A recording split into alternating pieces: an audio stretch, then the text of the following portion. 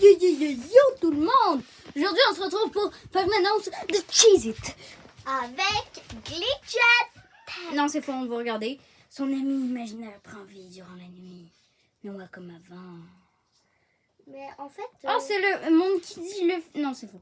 J'aime beaucoup... Alors... Point, les craquelins Cheez-It sont-ils irrésistibles? Son ami imaginaire prend vie durant la nuit. Bonsoir et bienvenue pour une nouvelle enquête terrifiante. Son fils perd pas la tête. Il a créé un ami imaginaire pour pallier au trauma qu'il a eu avec son frère. Wesh, canapèche. Wesh. Depuis que son frère est mort, il n'est plus le même. Mais ça c'est un montage, à vous. Tu m'étonnes... Arrête! C'est Noah comme avant. Arrête de dire c'est un montage, wesh. Mais c'est faux. Quelque chose ne va vraiment pas avec lui. Peu importe ce qu'est cette chose que nous avons vue sur les caméras, ça ne veut pas de nous ici. Je veux pas dormir cette nuit à cause de ça. Attends, c'est... Son ami imaginaire prend vie durant... Ouais, bon, bah c'est... À cause c'est juste une personne qui se craque le cou. Hein. C'est moi là, c'est moi quand je sais plus quoi faire. Je vous jure, je me tape vraiment la tête genre contre les murs. Tout ce que je vois, c'est un garçon qui a perdu son frère. Et personne n'en a rien à faire.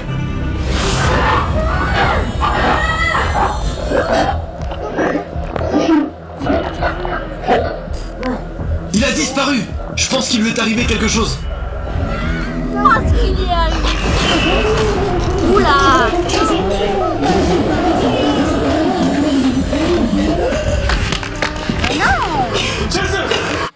Ben non, on n'a pas le droit. J'aime pas. Oh, arrête. C'est pas toi qui as jamais peur là. Ben j'ai jamais peur, mais là... Ben c'est ça là.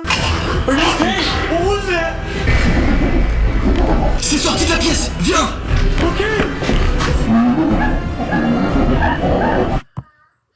Le truc là. Il est dans la chambre de Barbara. Vite.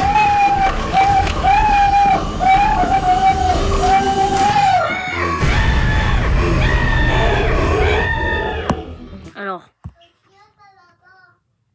Oui, c'est un montage.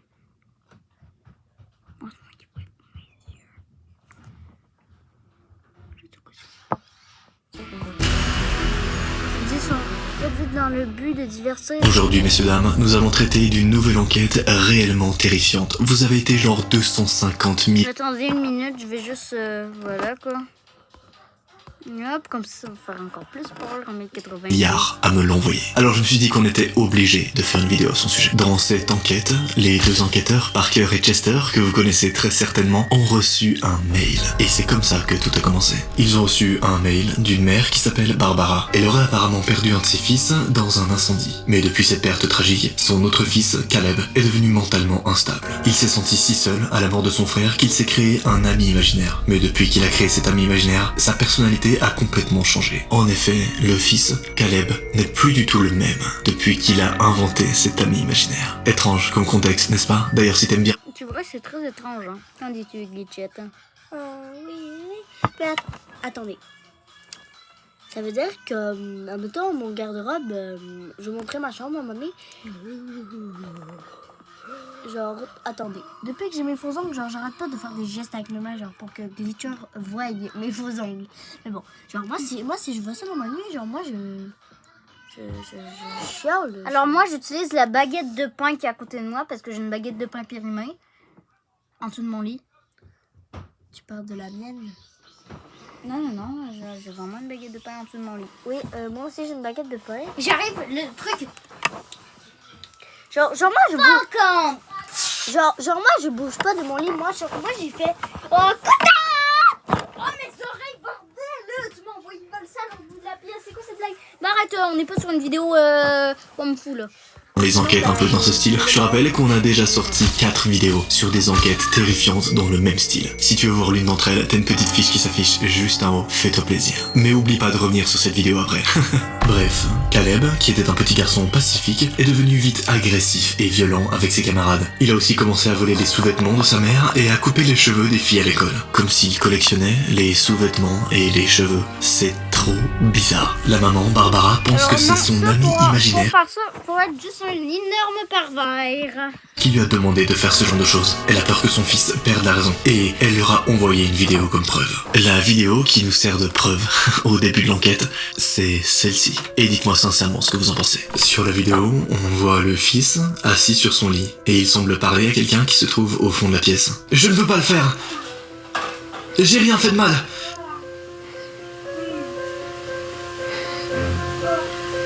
Je veux pas encore des blessés, c'est ma famille.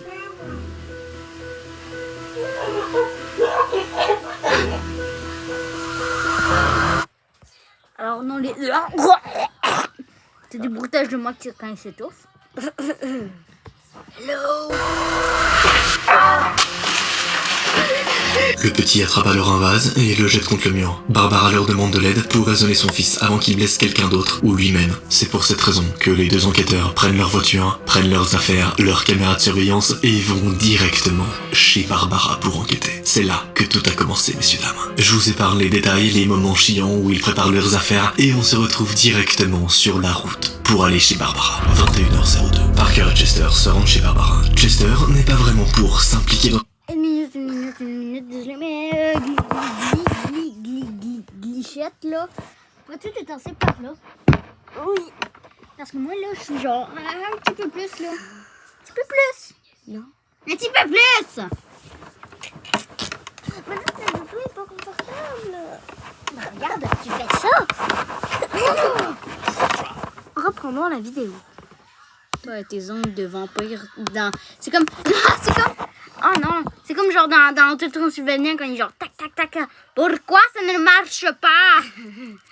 À cause de ses ongles. Barbara. Chester n'est pas vraiment pour s'impliquer dans un problème qu'ils ne sauront pas gérer. Il est persuadé que le garçon devient fou, mais ce n'est pas l'avis de Parker. Il est certain que le petit crée un ami imaginaire pour adoucir le traumatisme de la mort de son frère, ce qui est un mécanisme assez courant de copiage. Chester lui rétorque que c'est pas parce qu'il a reçu un mail qu'il est devenu psychologue, mais ce qui n'est pas faux en soi. Il lui fait même une remarque sur sa tenue. Il faut dire qu'il fait très psy, habillé comme ça. Bref, en se prenant pour un psy, ils se rendent donc chez Barbara. Et là, c'est le début de la chute horrible de cette affaire. Au bout d'un moment, ils arrivent à destination. Il est 23h01 à ce moment-là. On les voit à l'extérieur de la maison prendre leur caméra et commencer à filmer tout ce qui se passe. Les garçons ont quand même fait 2 heures de route pour arriver chez Barbara. C'est une maison familiale, tout ce qu'il y a de plus classique.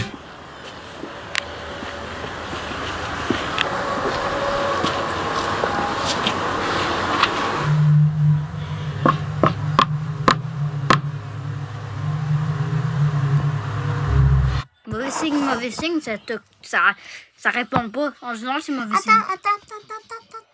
Mais en fait, Glitchette ne va pas dormir ce soir. Pourquoi tu dis pas je? Parce que... on entend nos voix, c'est différent. Bon, allez, on reprend. C'est toujours la même affaire. Ah, j'adore. Quand tu gueules. Ah, j'ai réussi que tu peux utiliser ton main.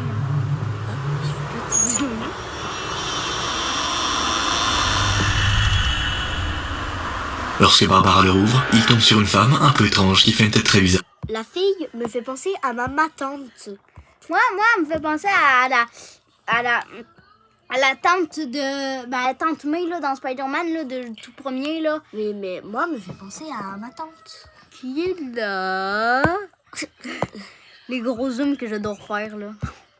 Elle parle très lentement. Parker se présente à elle et elle leur demande s'ils sont bien les gens à qui elle a demandé d'aider son enfant. Parker n'est sûr de rien, mais il pense pouvoir l'aider, alors elle les fait entrer. Par contre, le chien me fait penser à Vanessa. Vanessa. De dire des noms. Tu sais qui? Non, mais, ouais, ben en fait, alors déjà, c'est mauvais signe parce qu'on dirait du spiritisme. Parce qu'en fait, toutes les lumières sont déjà fermées. Oups. Arrête de... Désolé, mes faux ongles. Là, ils entrent. C'est leur première erreur. Sur une liste de longues erreurs, vous allez voir. À l'intérieur de la maison, elle se montre vraiment étrange. Elle marche lentement, de manière très raide. C'est très bizarre. Au bout d'un moment, elle se retourne vers les deux garçons et leur dit une phrase du genre: vous savez, on se sent terriblement seul ici, la nuit. Pourquoi est-ce qu'elle précise la nuit? Qu'est-ce qu'il se passe la nuit? C'est très creepy. Et le sourire qu'elle leur a fait après ça l'est encore plus. Elle les entraîne, à pas très lent, vers la chambre de Caleb, son fils. Mais avant de les faire entrer, elle les prévient. Depuis la mort de son frère, il n'est plus le même. Elle ajoute même: il y a vraiment quelque chose qui ne va pas avec lui. Parker la rassure, en lui disant qu'il sait comment prendre ce genre de traumatisme. Et il lui demande de lui laisser parler à son fils, ce qu'elle accepte, en lui souhaitant bonne chance. On sent la voix de Chester qui n'est pas rassuré derrière sa caméra, mais ils y vont quand même. Parker s'approche du petit, alors que Chester reste en arrière et il lui conseille d'être prudent. Parker regarde les dessins du garçon sur... C'est moi où la chambre est en genre en Renault? Ben non, en fait, il y a mis une drogue, genre pour pas voir le démon d'Arcan, le démon, frère. Ah oui, d'accord. son bureau, qui sont assez macabres. Sur l'un d'entre eux, il y a griffonné plusieurs fois le mot « seul ». Et sur celui qui est le plus mis en avant, il y a écrit « Il me contrôle ». Comment ça, mon ref? Pourquoi est-ce qu'un garçon a écrit sur des feuilles « seul » et « Il me contrôle », c'est trop chelou. D'ailleurs, ce garçon, parlons-en. C'est la première fois qu'on le voit à la caméra à ce moment-là, et voici ce que ça donne. Le garçon est assis sur son lit et il a la respiration lourde et rauque. C'est assez étrange. Chester pense qu'il y a quelque chose de bizarre, mais Parker réplique assez sèchement qu'il vient de vivre une affreuse tragédie et qu'il se sent très seul depuis. C'est certainement pour ça que le petit garçon est bizarre, hein. Les gars, sachez que à ce moment-là de l'enquête, j'ai établi une petite théorie, et je sais pas si elle va se confirmer plus tard ou non, mais ça me traumatise. Ma théorie est que le petit garçon qui a perdu son frère, eh bien en fait, il a pas perdu son frère, il a tué son frère. Sachez que si cette théorie s'avère réelle, je ne dors plus cette nuit, voilà. Bref, selon eux, ce petit n'a personne à qui se confier. Il s'agenouille près du petit en affirmant à Chester qu'il se met à égal de l'enfant. Le petit se retourne vers Parker, et lui vomit un liquide noir dégoûtant dessus. C'est horrible. Parker reste assez stoïque. Je ne sais pas comment il fait dans ces circonstances. Déjà, c'est dégueulasse. Mais bordel, il a bouffé du pétrole ou comment? Mais moi, je bouffe pas autant de cochonneries à terre. Genre, moi, Parce que très bien, je pourrais lécher mon plancher. Hop là, j'ai 10 000 miettes, assez de miettes pour nourrir toute l'Afrique. Attendez, mais... Je sais pas si vous avez déjà vu des films de possession, mais vraiment, je pense que c'est un montage. Oh, yes, c'est fait. Oh my god, parce que j'ai des photos, mais ils vont passer. Bon, pour vous expliquer, Glitcher 63 a vu ma craque de fesses. Genre, je peux pas vraiment parce que sinon ça va casser mes faux ongles. Moi, honnêtement, j'y crois pas trop. Ça va faire mal. Ok, ouais, bon. Ok, on continue. Je pense que c'est un montage. Bah, arrête. Une vidéo de Noah comme avant, en fait, c'est genre, c'est faux. Fait qu'arrête. C'est ça le but, c'est qu'on ait peur. On lui répète que quelque chose ne va pas avec le petit, mais Parker lui répond et qu'il serait malade aussi si son frère mourait. Évidemment, il va se nettoyer et qu'est-ce qu'ils vont faire? Ils vont prendre des caméras qu'ils vont fixer partout dans la maison afin de voir si... Ouais, comme les trucs devant, en fait. se passe quelque chose de bizarre pendant la nuit, afin de voir est-ce que ce petit garçon parle vraiment à un ami imaginaire. À nouveau, je vous épargne les détails inutiles, et on arrive tout de suite à 23h24. Après s'être débarbouillé, Parker pose des caméras un peu partout dans la maison pour voir ce qu'il se passe. Le bird, il est con, mais que Noah va tomber. Mais non. Mais oui, tu fermes la porte au complet. Ils sont pas à l'école. Ah, c'est un frigo. C'est pas...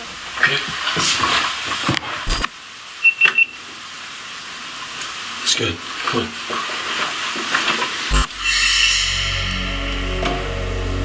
Mais au bout de quelques minutes, Chester interpelle son ami, un peu paniqué. En fait, une des caméras a déjà capté quelque chose. C'est une des caméras posée dans une chambre, la porte du fond, qui est sans doute un placard. Elle est entrouverte. Au départ, on ne voit rien, mais très vite, un visage apparaît, avec un coup immense. Chester demande ce que c'est, mais Parker pense que c'est un bug de caméra. Sauf que, expliquez-moi une seule seconde comment un bug de caméra pourrait afficher ce truc. Ça n'a...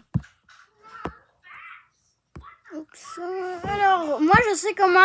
C'est par exemple à cause que moi je fais genre je bouge beaucoup. En général c'est souvent genre dans la même affaire. Fait que ça ferait genre mettons fait que ça formerait un visage. Genre tous les mouvements que j'ai fait là, parce que j'en fais beaucoup en une minute, c'est genre ça les ensemble. Sauf que ça, ben arrête de toucher avec tes faux ongles. T'as dit mon nom. aucun sens et ça me traumatise, sachez-le. On dirait une sorte de créature tout droit tirée du dark web, c'est trop bizarre.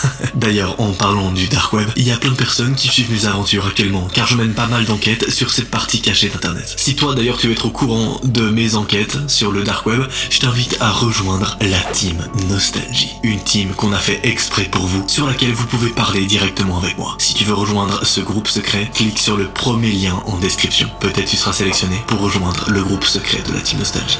Bref, on reprend.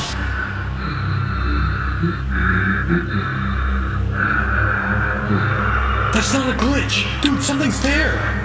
Alright, let's go check it out. Bro! Genre, moi, je m'en vais pas pour ça.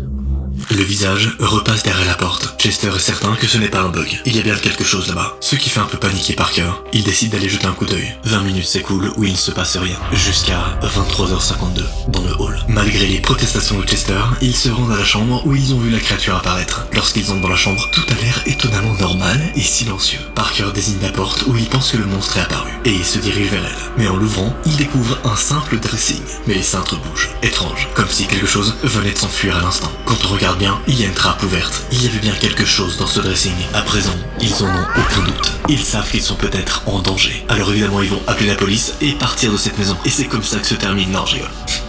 Ça aurait été... Ça aurait été cool. Mais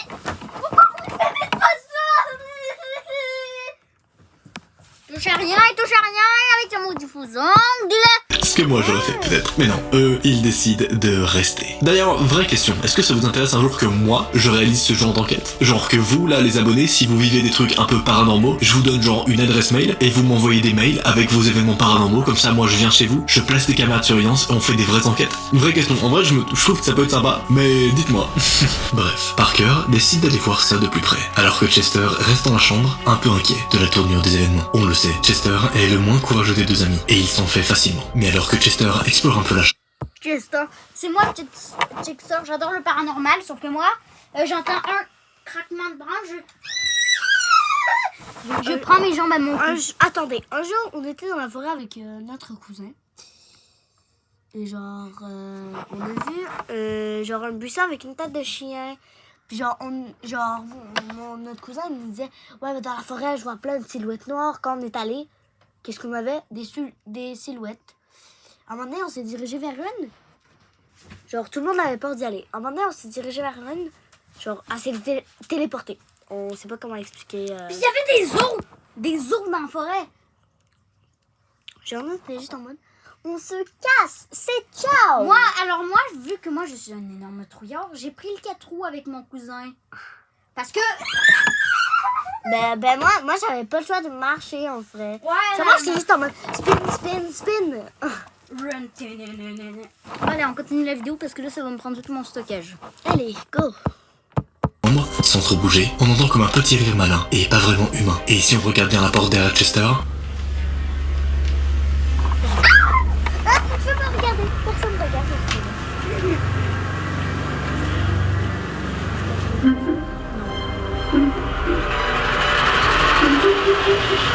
On voit deux mains s'y poser. On entend la respiration rauque et lourde de la créature qui passe sa tête et son long cou par la porte, quelques secondes avant de repartir. Chester l'entend et se retourne, mais trop tard. La créature a déjà filé. Parker, lui, explore la trappe dans laquelle il ne trouve rien au départ. Chester continue à attendre quand le monstre passe son bras par la porte. Un bras immense pour pousser le vase qui se trouve en hauteur et qu'il tombe, ce qui fait sursauter Chester. Parker revient en 4ème vitesse dans la pièce et demande à son ami pourquoi il a fait tomber le vase. Chester se défend comme il peut, en disant qu'il y a quelque chose avec eux, mais Parker ne le croit pas et met un terme à la discussion en l'emmenant discuter avec Barbara. Barbara, qui je vous rappelle, est la mère de famille. Imagine, t'es une mère de famille et ton fils commence à parler avec un ami imaginaire, c'est trop bizarre. À ce moment-là, Barbara est assise sur son lit. Elle a l'air perdue, mais elle sourit en voyant les garçons arriver. Bon, c'est cringe, mais au moins elle sourit. Parker espère que tout va bien se passer. Et Barbara leur demande s'ils ont parlé à son fils. Quand Parker lui répond que oui, elle lui demande s'ils peuvent le réparer. Je répète, elle leur demande s'ils peuvent le réparer. Genre, son fils est un objet qu'on peut réparer. Genre, il suffit de revisser des boulons et c'est bon. C'est trop bizarre. Le mot est fort quand même. Parker lui explique que Caleb est un garçon normal. Il n'est pas cassé, il essaie juste de sortir d'une expérience qui l'a dévasté. Et sa mère devrait le comprendre. Elle semble désespérée en expliquant qu'elle a l'impression d'avoir perdu Caleb depuis longtemps. C'est super triste quand on y pense. Parker la prévient qu'ils ont mis des caméras dans la maison pour vérifier ce qu'il se passe pendant la nuit. C'est là qu'il se passe une deuxième chose complètement improbable, messieurs dames.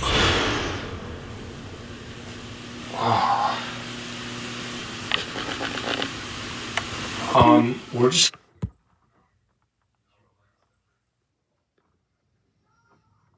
Tu m'étonnes que l'autre mec, il a peut-être genre... Non, nous allons rester dans mon lit. I'm gonna stay in your spare bedroom tonight. If that's okay.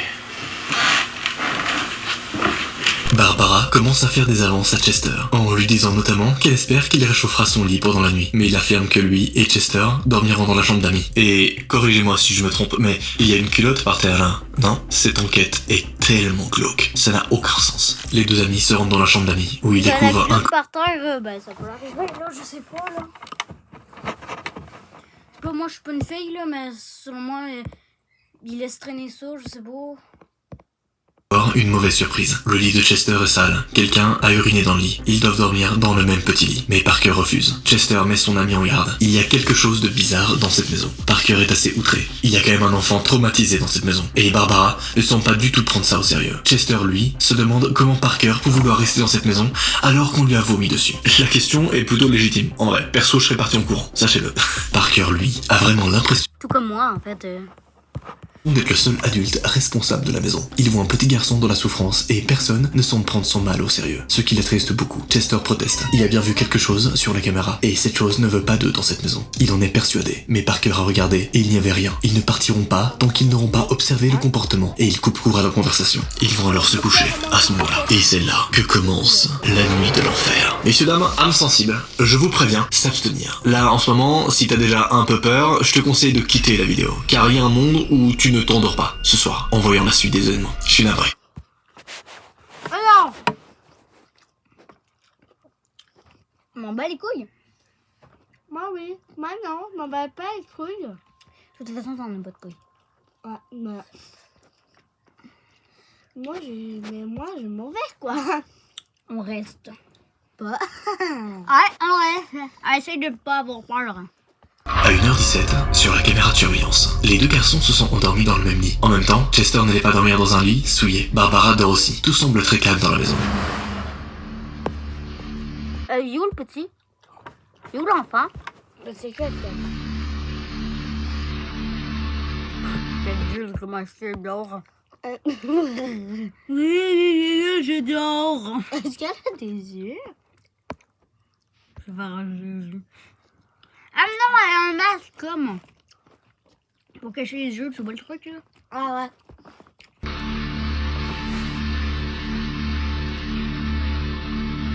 Il va être là.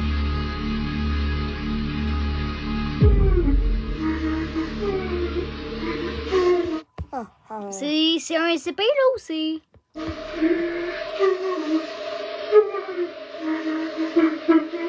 Sauf dans la chambre de Caleb. Il tourne le dos à la caméra, mais on voit clairement qu'il est en train de pleurer. Ça fait mal au cœur. Le petit garçon a l'air tellement triste. 2h02 sur la caméra de surveillance. La situation est sensiblement la même, sauf que dans la chambre du garçon, on voit la porte du fond qui s'ouvre, avec une chose qui se trouve derrière. Il passe la tête par la porte et regarde Caleb avec sa respiration bizarre. 2h52, le temps s'écoule.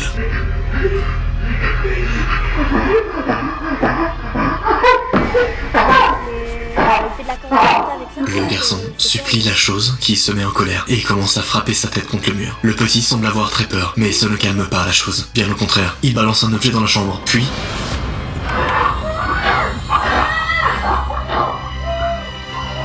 Il entre dans la chambre et commence littéralement à avaler le petit garçon. C'est absolument traumatisant, bordel. 3h03. Oh non, pas 3 heures. Mais en vrai, non, pour moi, ça fait moins peur que le début. Ouais, moi non. Bruit réveille Chester qui secoue son ami. Il faut qu'ils aillent voir. Et vite. Pendant ce temps-là, la chose a fini d'avaler Caleb et semble contente de lui.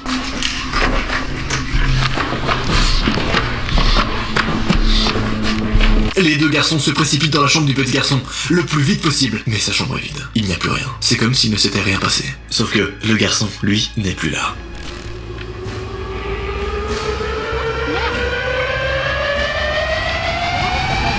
Il y a une substance affreuse sur le sol, avec un vêtement à l'intérieur, ou du moins on dirait. Chester voit un autre dessin sur le bureau, un dessin où un petit garçon est assis sur son lit et où un homme immense est allongé sur le sol près de lui. Au-dessus est marqué le mot « blessé ». C'est trop flippant, ça me fait tellement penser aux vidéos qu'on fait genre sur les dessins d'enfants qui cachent des histoires terrifiantes. Je sais pas si vous suivez cette série actuellement. J'ai produit quelques épisodes dans ce style où en fait on a pris des dessins d'enfants qui sont vraiment terrifiants et on a regardé quelle était l'histoire qui se cachait derrière ces dessins. Si ça t'intéresse d'ailleurs comme vidéo, t'as une petite affiche qui s'affiche juste ici, tu peux aller la voir.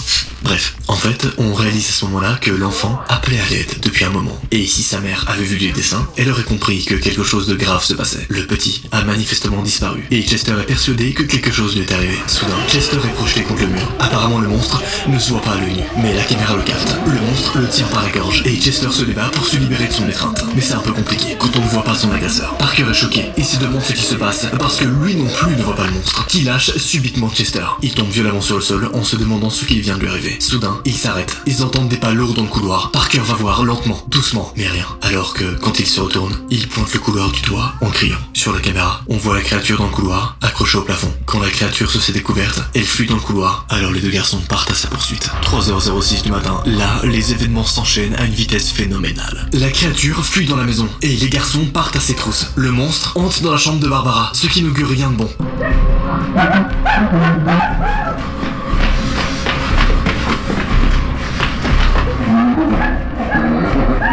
En l'entendant, Barbara se réveille et se met à hurler. Grâce au cri, les garçons arrivent à le localiser. La créature s'approche du lit de la mère. Les garçons entrent dans la chambre, mais c'est trop tard. La créature est déjà en train d'avaler Barbara. S'ils ne partent pas, ils seront les prochains. Alors les deux décident de quitter la maison et de partir pour ne pas avoir à subir le même sort. Quand ils sont assez loin, ils se demandent sur quoi ils sont tombés. Mais ils sont sûrs que cette chose a pris Barbara. Ils courent jusqu'à la voiture et ils fuient pour leur vie. Alors je sais que là tu as une seule question en tête. Qu'est-ce qu'il s'est passé avec Barbara? Est-ce qu'elle va bien déjà? Messieurs dames, aujourd'hui Barbara, ainsi que son fils et son frère, sont portés disparus. Ma théorie sur le fait que l'ami imaginaire de son fils aurait peut-être tué son frère s'avère à tout moment réel. À tout moment, tout a été réalisé de A à Z par cette créature bizarre. Cette créature qui, à tout moment, pourrait être un SCP. Pour ceux qui savent pas, des SCP sont des créatures bizarres qu'on essaie de contenir et d'enfermer dans ce qu'on appelle la fondation SCP. J'ai d'ailleurs fait plusieurs vidéos à ce sujet-là et je t'invite à cliquer sur ton écran si tu veux voir l'une d'entre elles. Pour les autres, rendez-vous la semaine prochaine, vendredi prochain, pour un nouveau thread d'horreur. C'est la reprise des threads d'horreur pour cette rentrée et franchement, je suis trop heureux de passer cette nouvelle année avec vous. Bon. À date, on est tous les deux perdus. On est pas. Ouais. Peut-être alors, je voulais pas regarder moi aussi. Bon, ben c'était Glitcher 63. Et Glitcher. Bye bye.